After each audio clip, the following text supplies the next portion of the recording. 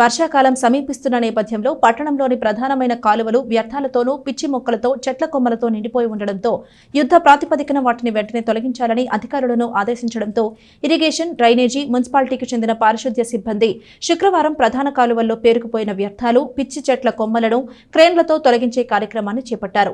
కాలువలో జరుగుతున్న పనులను పౌర సరఫరాల శాఖ మంత్రి నాదెండ్ల మనోహర్ పరిశీలించారు. తెనాలి పట్టణంలోని ప్రధానమైన 3 కాలువలైన పశ్చిమ పాటి కాలువ, తూర్పు కాలువ, నిజాంపట్నం కాలువలను పౌర సరఫరాల శాఖ మంత్రి నాదెండ్ల మనోహర్ పరిశీలించారు.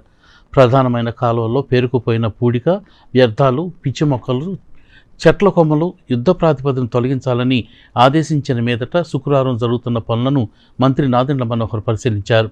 ఇరిగేషన్, డ్రైనేజీ, మున్సిపాలిటీ శాఖలకు చెందిన అధికారులతో కలిసి ప్రధాన కాలువల్ని పరిశీలించారు.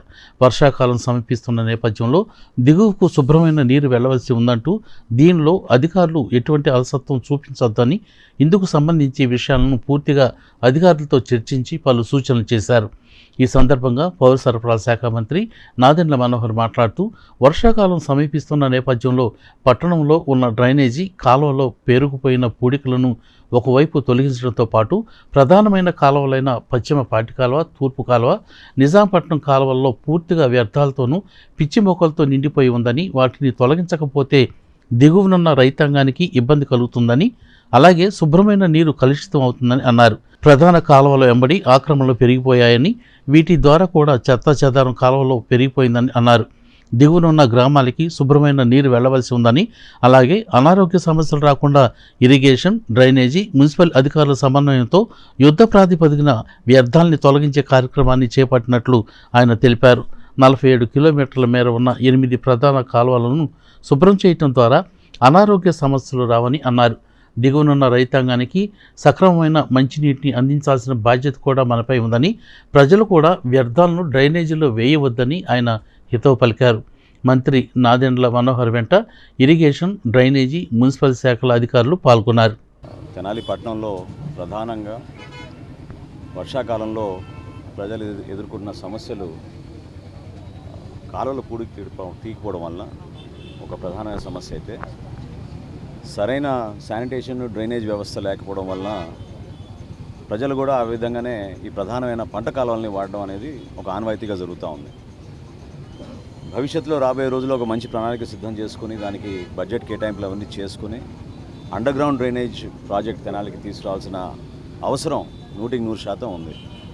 కానీ ఈ నేపథ్యంలో పౌరులు ఇబ్బంది పడకూడదు. ప్రతిరోజు వాళ్ళు చేసుకునే అనేక కార్యక్రమాల్లో వర్షం వలన, లేకపోతే సరైన డ్రైనేజ్ వ్యవస్థ లేకపోవడం వలన ఇబ్బంది పడకూడదనే ఆలోచనతో సుమారు 47 కిలోమీటర్లు గుర్తించి 8 ప్రధానమైన కాలువలు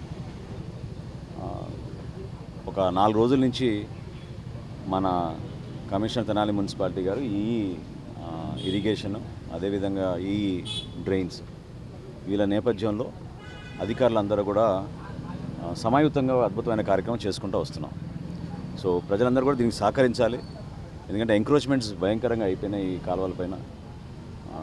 దూరదృష్టితోటి మన తెనాలి పట్టణాన్ని మనం సుందరంగా చేసుకోవడమే కాదు, మన భవిష్యత్తులో మనకి ఉపయోగించుకోవాల్సిన స్థలాలు కూడా ఎంక్రోచ్ అయిపోతుంటే చాలా ఇబ్బందికరమైన పరిస్థితి ఉంటుంది. దయచేసి ప్రజలందరినీ కూడా నేను రిక్వెస్ట్ చేస్తున్నాను, సహకరించండి. ఎక్కడైనా మీకు ఆరోగ్య సమస్యలు రాకూడదని చేసే ప్రయత్నం ఇది. మీకు, మీ బిడ్డలకి ఎక్కడ కూడా ఆరోగ్య సమస్యలు రాకూడదు. కాలువలు మంచిగా ఉంటే రేపటి రోజున మలేరియా కానివ్వండి, డెంగ్యూ కానివ్వండి, ఇవన్నీ వర్షాకాలం తర్వాత భయంకరంగా వ్యాపిస్తాయి. సో అటువంటి పరిస్థితి లేకుండా ఉండడానికి అధికార యంత్రాంగాన్ని అప్రమత్తం చేసి సుమారు 47 కిలోమీటర్ల కాలువలు, 8 ప్రధానమైన కాలువలు, పాటి కాలువ, తూర్పు కాలువ, అదేవిధంగా నిజాంపట్నం, ఈ 3 కాలువలని కూడా ఒక ప్రణాళికాబద్ధంగా చేద్దామని అనుకున్నాం.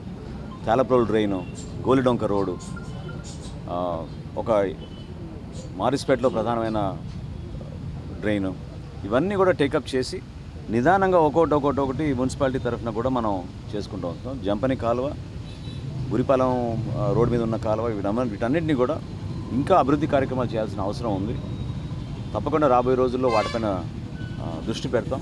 ప్రస్తుతానికి వర్షాకాలం వచ్చే లోపు మాత్రం ఇంకొక వారం రోజుల్లో ఈ పనులన్నీ కూడా పూర్తి చేసుకోవాల్సిన అవసరం ఉంది. దానికి అధికార యంత్రాంగం అందరూ కూడా చాలా చక్కగా ఒక మంచి ప్రణాళికతోటి ముందుకెళ్తున్నాం. మరొకసారి నేను కోరుతున్నా ప్రజలందరూ కూడా దీంట్లో సహకరించాలి. ఇది మన నగరానికి సంబంధించిన విషయం. మనందరం కూడా భవిష్యత్తులో అనేక అభివృద్ధి కార్యక్రమాలు చేసుకోవాల్సిన అవసరం ఉంది. కాబట్టి మీరు అధికార యంత్రాంగానికి సహకరించి భవిష్యత్తులో మనకి ఆరోగ్య సమస్యలు రాకుండా మన ప్రాంతంలో చక్కటి అభివృద్ధి కార్యక్రమాలు చేసుకునే విధంగా మనం ముందుకెళ్దామని మనస్ఫూర్తిగా కోరుకుంటున్నాం.